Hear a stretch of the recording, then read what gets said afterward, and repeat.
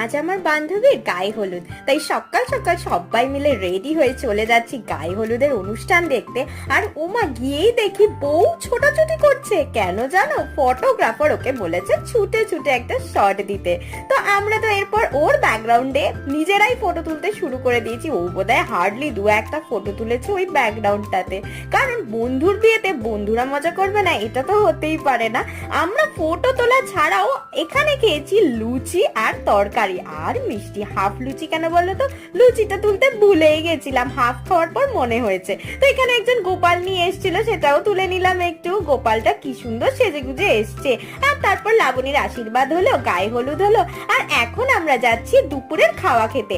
আর জানো কটা বেজে গেছে? এখন প্রায় বলতে গেলে 5টা। মানে এতক্ষণ মজা টজা করে আমরা তো ভুলে গেছি যে খেতে যেতে হবে। তারপরে তো বাড়ি যাওয়ার পালা, গিয়ে জলদি জলদি সাজতে হবে। দেখা যাচ্ছে পরের ব্লগে। বাই।